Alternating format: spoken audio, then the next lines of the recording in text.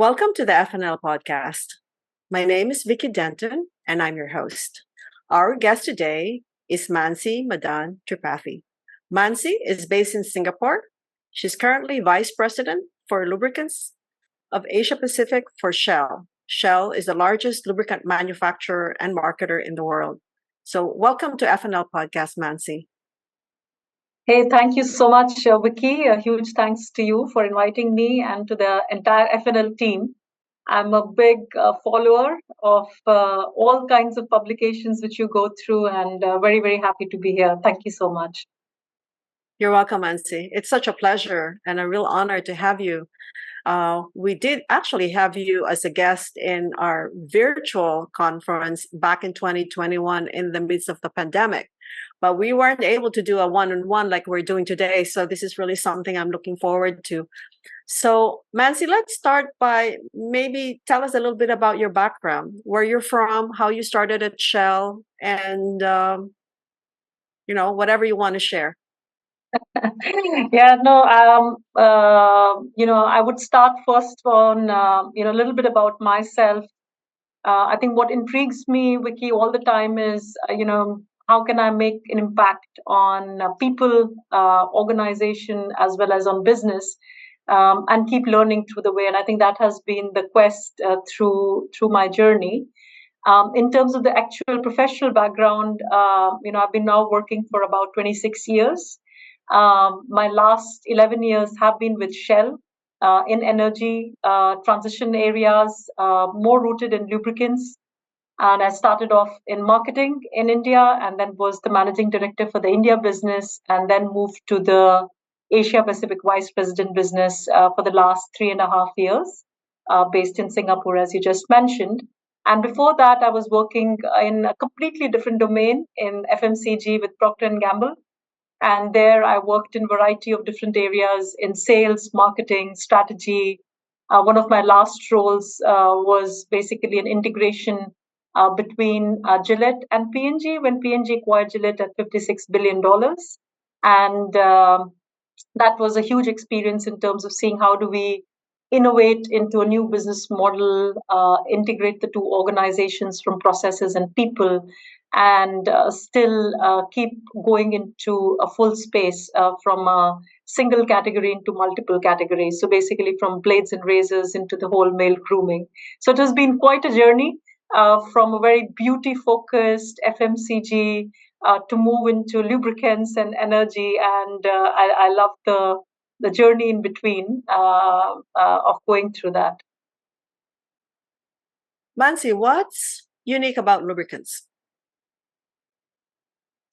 I think as a category, what I feel very enthused about is everything in the world will technically stop if the category does not exist. So I think how much of an important ingredient it is for anything which runs or moves, be it your cars, your bikes, your trucks, your mode of transport, to anything which gets produced through machineries, right from a paper toilet to the sofa in the house to anything which you use would typically be manufactured in some unit or in some machine which will require lubricants.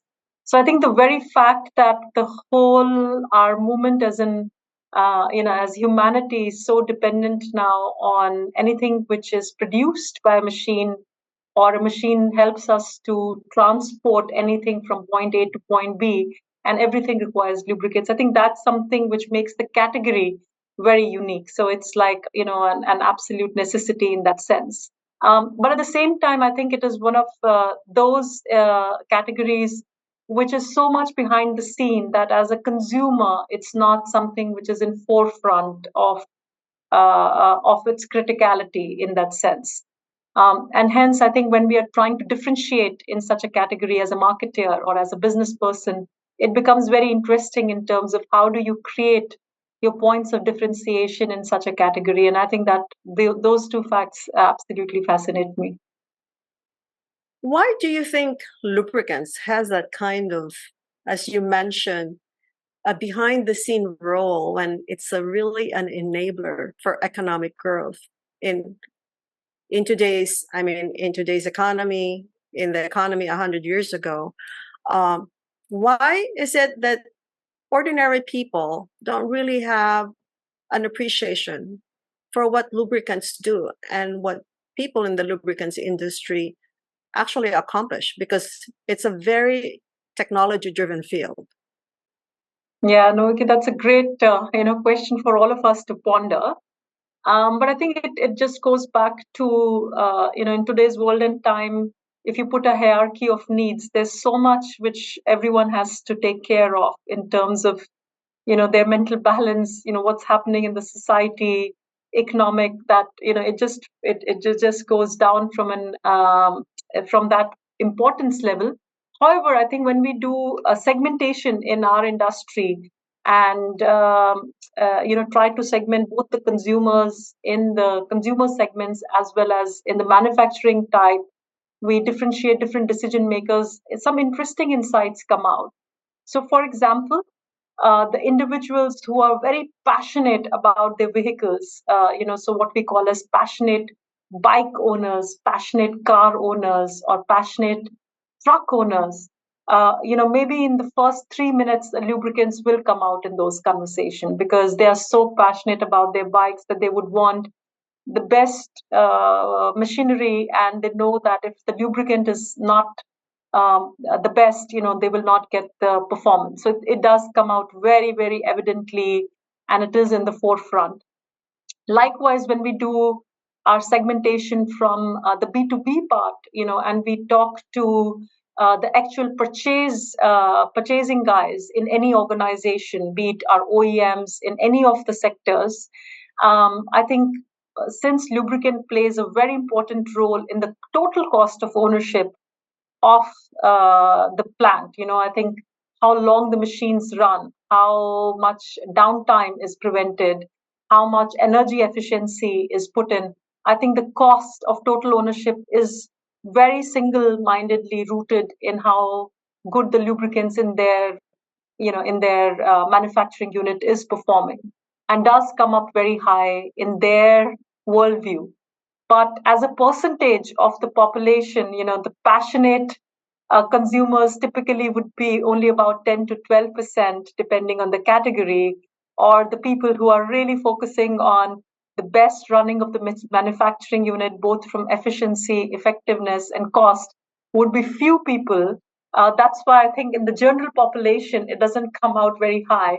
But when you go to the heart of it, it becomes a very important criteria for purchase as well as for running the business. So I think it's up to us how we increase the relevance to the rest of the community as we go forward. When you describe the lubricant landscape today in Asia Pacific, what would be the key words that you would think of? The key words would be one, energy efficiency. Second would be sustainability in terms of driving it, and third would be cost efficiency. So I think those three would cover most critical components of the industry. Maybe you can talk a little bit about each of them, Yeah, Mansi? absolutely, Vicky. I think it's interesting when you word cloud it. How it kind of like distills into few things. So let me start with obviously sustainability, which as a category is very important, and us as Shell being the market leaders, we feel are imperative that we lead the industry to the sustainability journey. Yeah, and if lubricants does its part, we do feel that the economy, we are losing out money on the table by not doing it, and that from a cradle to grave perspective. So from the time where the raw material of lubricants, which is base oil, our additives, they need to be really, really ensured that they are either recycled or they're coming from sources like bio or much more sustainable sources per se. Then we go into the actual manufacturing, which is all our scope 1 and 2. And there's so much work which has been done and will continue to be done in terms of how are we using energy efficient ways of manufacturing, how are we using more green energy, across solar and others to be manufacturing our products. Packaging, another area where, again, in Shell, we have reduced or moved towards the PCRs, and that's a journey which we'll continue, using different types of packaging formats and continuously ensuring that we use lesser and lesser of packaging itself, or reuse or recycle our packaging initiatives. Mode of transport being another. So, how do we really ensure that we move into our primary and secondary logistics into, again, fuel, which is used in a much more renewable manner, as well as making our mode of transport more sustainable, aka using more of trains or multimodal, or number of times we need to recycle our own delivery vans, etc., etc. Then it goes into higher efficiency products itself. So the products which we use are superior so that they use lesser fuel and lesser consumption, or increase the life of the equipment they are put into, or make them more energy efficient in terms of their usage, per se. And then I think the end of life cycle, so that we ensure that we again either recycle or reuse the product, or the end usage as well. And I think make it circular as much as possible into the whole value chain. So I think finding ways to actually inbuild the whole sustainability journey is extremely critical. And we do believe that, today in APAC, we have been able to reduce 35% of our carbon footprint. So that's on sustainability. I think the second one, which is critically built into it, is higher superior efficiency and effectiveness, and that goes to the fundamental role of lubricants. So any product of ours, or for that matter, lubricants in general, in any machinery, if it goes to its primary usage, would be in terms of ensuring that the fuel economy really improves, the efficiency of the equipment increases, the downtime on the equipment becomes lesser, and hence, the total cost of ownership of anybody who's using it goes down. And I think, how do we continuously improve on that and show that we are superior, in terms of both the usage as well as on the cost on the pocket, becomes really critical. And third is, the cost efficiency part of it, and it goes again end to end in the whole cycle. This category is absolutely impacted by the larger economy, what's happening in the larger geopolitical area. The base oil prices remains very fluctuating. We saw it, in last 2 to 3 years have been extremely volatile as far as the base oil pricing is concerned. And hence, it is imperative to us as to how do we build our products, and we keep improving the way we manufacturing, so that we are able to modulate that journey for our consumers and customers much more, and we are able to develop more innovation in our supply chains, in the way to handle this, more innovation in the way we handle our stocks, so that our working capital keeps improving. Net, I think we want to give the best experience to both our customers and our consumers through this, in terms of being assured of the product performance, help them in their energy and sustainable journey, and ensuring that their cost imperatives are also managed along the way. So I think that gives you a little bit of a flavor on what we are trying to do. Yes.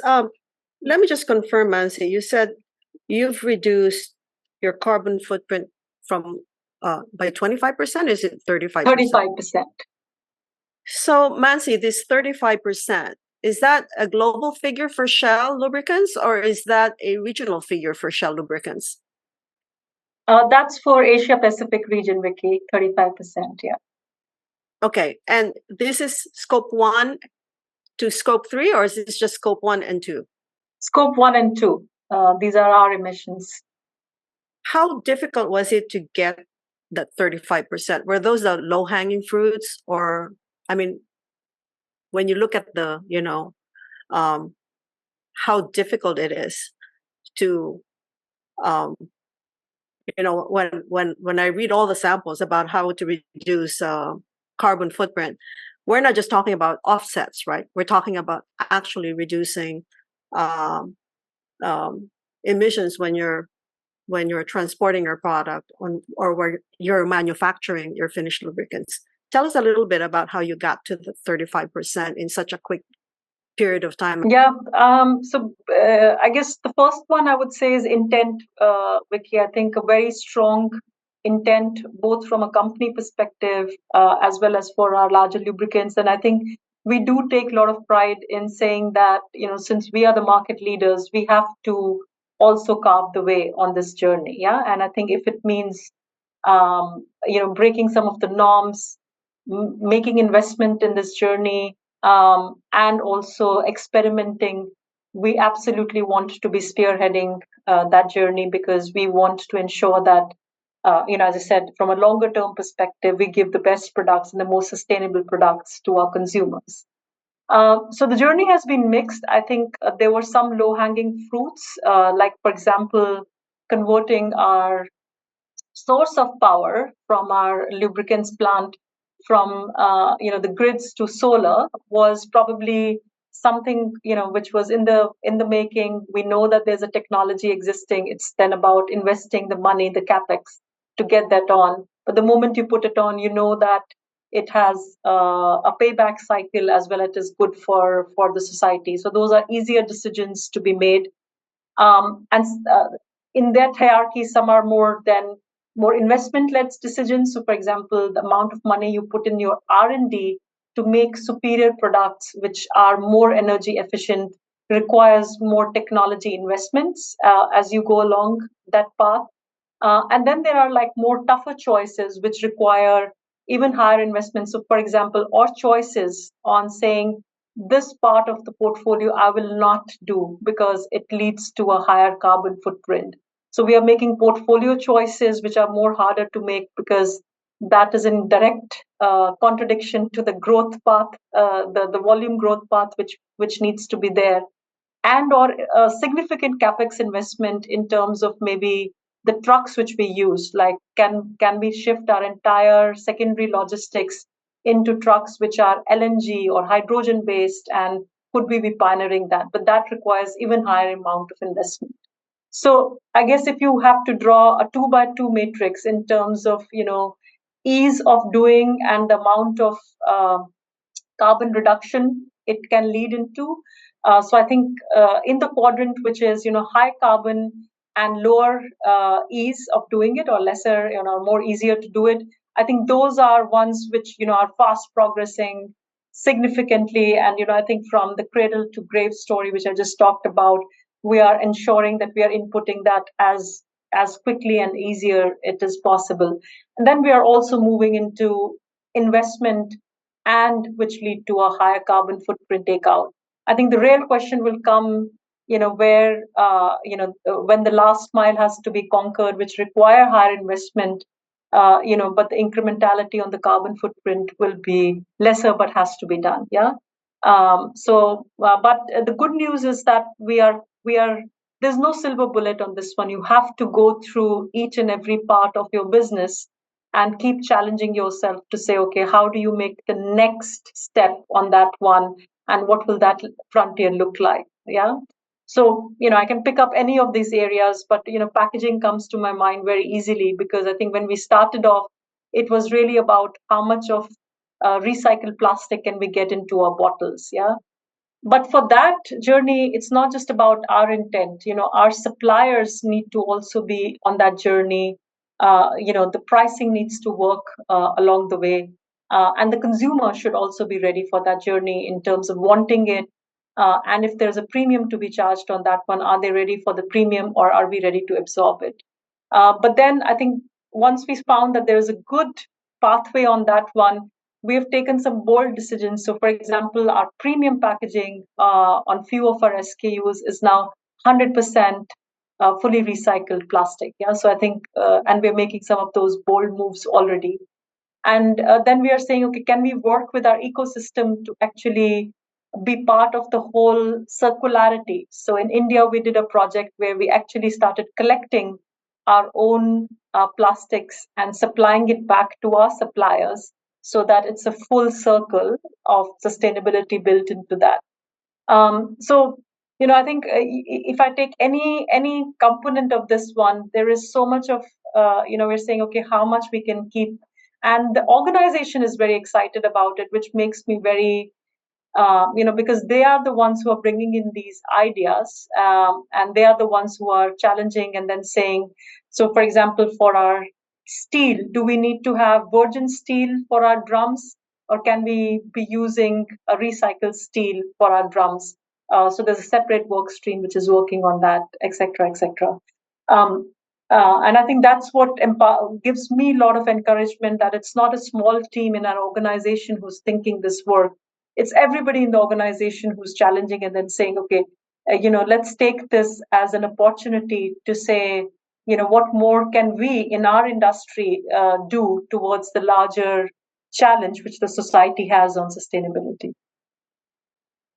How much money did it cost to get to 35%?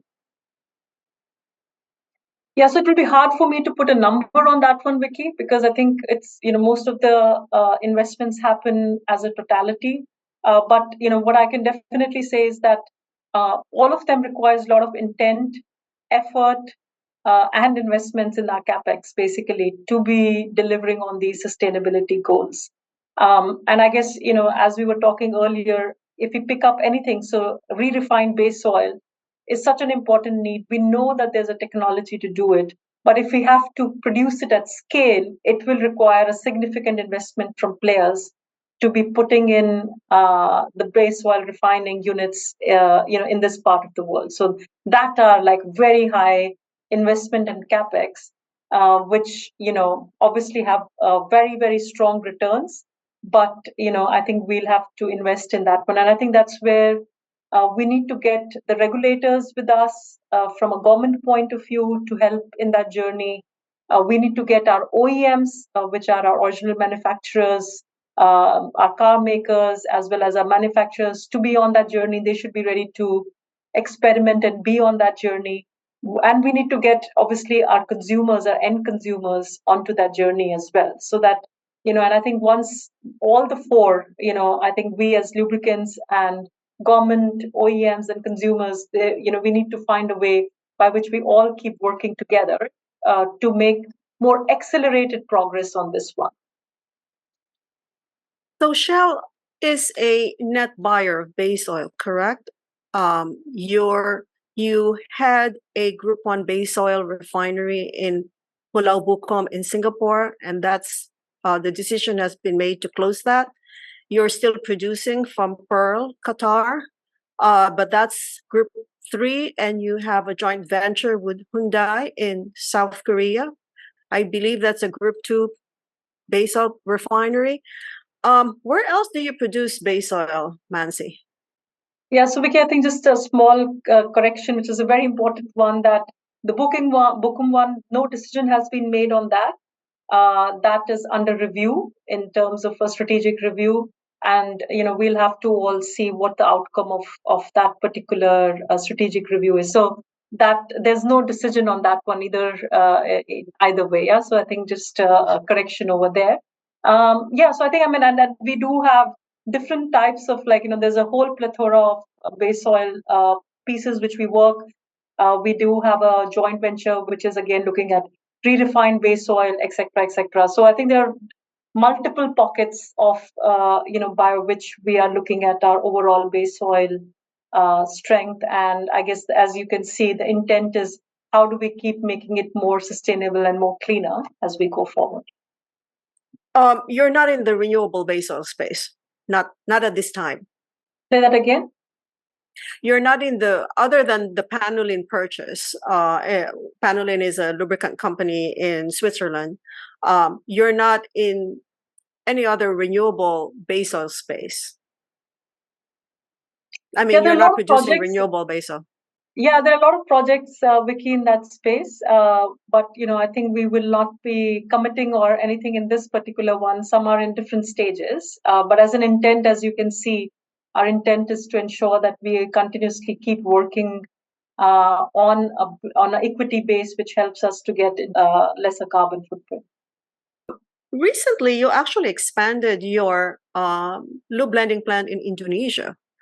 I assume that part of that expansion was to make it more sustainable in terms of maybe solarizing it and so on. Can you describe that? That's one of your largest lube blending plant in the world, isn't it? Yeah. Yeah, so I think, I guess again, in line with our commitment to grow in Asia Pacific, as well as our increasing strength in the market from a market share perspective, Indonesia and India are our critical growth markets, and we did invest in Marunda facility to expand and double its capacity last year. And I think that is also on a bank of to supply to the demand which is existing in the category, but also to make it best in class from a point of view of using end-to-end areas on a carbon footprint as well. Yeah, and I think just to give you different examples, it is definitely solar enabled, so that we are using electricity source. It does have energy sensors in the whole place, so that we are optimizing the energy sources as we go along. We use electric forklifts, which are fully digitized in the Marunda plant, which is another big innovation which we brought in terms of how we manufacture. And then I think it has a rain water plant, recircular plant as well, to take care of the water needs in the plant, etc., etc. So I think from a sustainability journey, we are trying to ensure that we are absolutely minimizing year on year the carbon footprint which our manufacturing produces. Regarding sustainability, Mansi, Indonesia is actually one of the countries in Asia that's trying to get into electric vehicles. So is India. So is Thailand. I mean, I think every country now is really getting on the bandwagon, the EV bandwagon.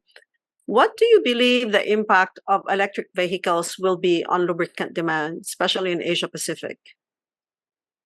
Yeah, so I guess this is the classical question which the category has on what's the long term impact of electric vehicle. So I think as a company, we do feel it's the trend in the right direction, and we do feel that this is a trend which will enable the larger societal goals in that sense from a transport sector perspective. So we are absolutely working to ensure, and as you know, we do have a fuels and mobility division, which is very aggressively going after ensuring that we are part of the journey by installing, EV charging points along the way. So for lubricants, I guess, there are three parts to it, which is, while the electrification is pronounced in two-wheelers as well as in four-wheelers, and in the short term, the impact of that for the Asia Pacific business is very small. Obviously, as we project out to 2050, it does have an impact on the pure lubricants usage. However, I guess it more than the electric vehicles also require fluids which are needed for ensuring that the machine works at its efficiency. So we do have a range of Shell products which are our e-transmission units, thermal fluids, as well as greases, e-greases, which are essentially needed to run any EV machine to its efficiency. Yeah, so because you require a very high thermal fluid, you require e-greases, axle fluid, as well as transmission fluid to be doing that job. And we do feel because the efficiency which is needed over there in terms of precision is very high. From a revenue perspective, over a longer term, it does kind of like cross compensate what you lose from a point of view of purely selling lubricants per se. So you still play a very important role even in the electric vehicles, albeit the fluids which you use are different in that sense. Having said that, when you take it lubricants at large, as you know, a big portion of the category, so it's almost like 60% of the category is in manufacturing as well as in commercial vehicles, which is not going to get dramatically impacted by EV in that sense. So as a larger, lubricants, the impact as a percentage is not that high. And I guess it's imperative for us to also keep working with the trend and keep innovating to then say, okay, how can we use this as an opportunity for a lot of digital innovations as well? And, because we truly believe we are not just playing in the area of lubricants as such, but we are playing in friction reduction rather than just the product, which is lubricants. And once we put on that hat, it opens up a lot of avenues on, as I said, on different fluids. It opens up a lot of avenues on services, on what you can do. It opens up a lot of avenues from digitization and real-time analytical, which you can be providing the driver to use their vehicle in the most optimal manner. And we want to be playing in all those areas. So it's really more about, how do we define our job to be done, and our job to be done is not just providing lubricants. Our job to be done is to provide, most efficient, effective, friction reducing solutions to our consumers. And I think once we define our purpose that way, it opens up a lot of revenue streams to cross compensate anything. In fact, it gives us a much wider playing field in Mansi, that I believe space. Asia is now the largest lubricant market in the world. So your portfolio is actually the largest within Shell. That's in terms of volume. In terms of value, though, Asia is a very cost competitive market. Countries, especially like India, Thailand, Malaysia, Philippines, Indonesia, are very cost conscious. You have very cost conscious consumers, not only in the automotive space, but especially in the industrial space. Could you comment a little bit on how you see that playing out? Will greater sustainability, you did mention this earlier, would you be able to take the notch a little bit higher so that all the investments that you've made in sustainability can be recouped in higher prices, premium prices for more sustainable products? Yeah, so Vicky, that's a very, very interesting and a great question, because those are the kind of dilemmas you keep going through. I think from a pricing perspective, my personal belief is that you can never charge the consumer anything which they don't value. Yeah, so I think it's imperative for us to create that value for our consumers, so that anything which you charge to them is not just premium because you say so, or you want to improve your margins, or you want to improve your profitability.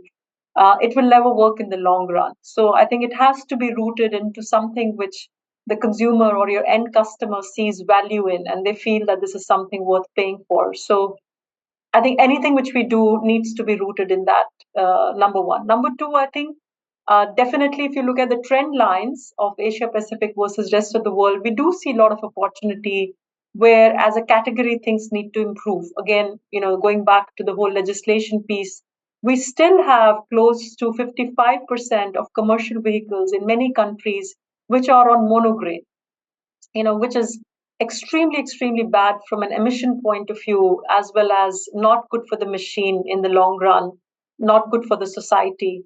But there are no real regulations to be controlling that. Or, in fact, I think one of the studies which Alia had done, there was a big mismatch between what the OEMs had recommended as the lubricant oil and what they found in actual usage.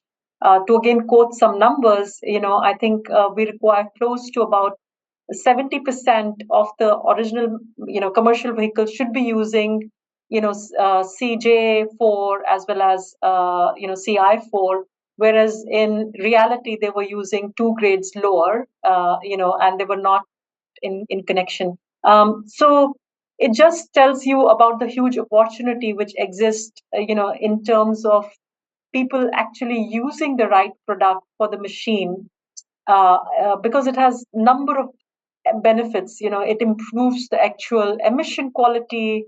It produces lower fuel, which is used in these machines.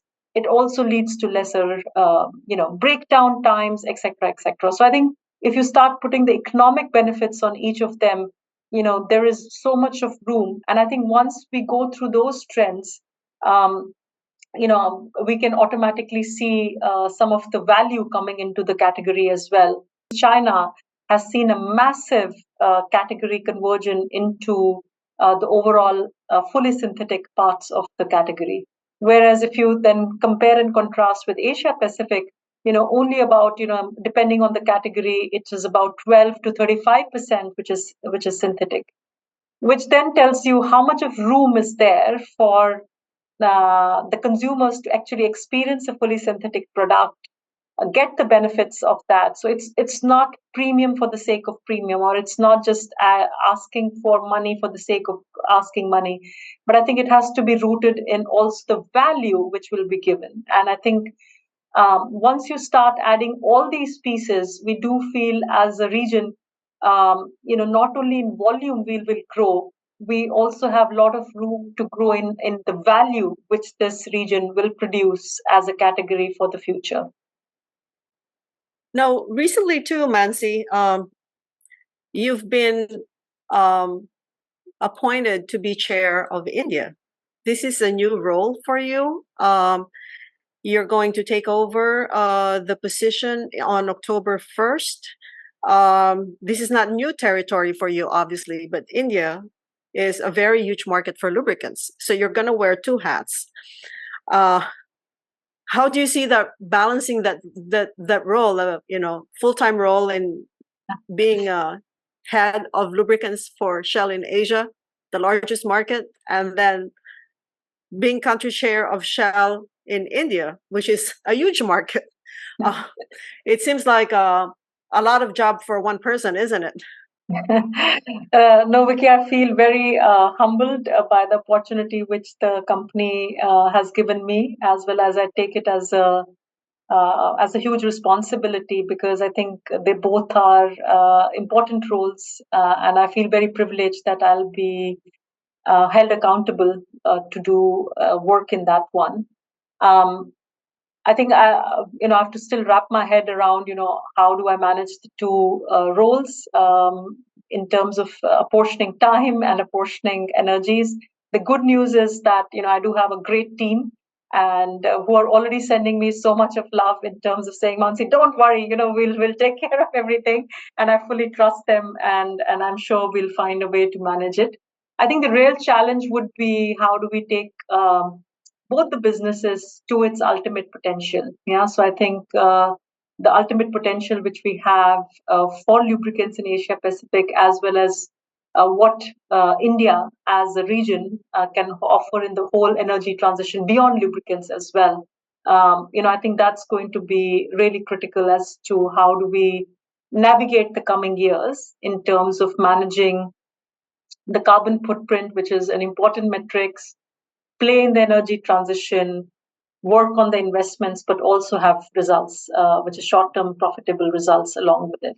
So I think those are the four kind of like parts of the equation, which contradict each other in some sense, complement in some sense. And I think playing that balancing would be probably the toughest part of my job. And that's what is on top of my mind right now.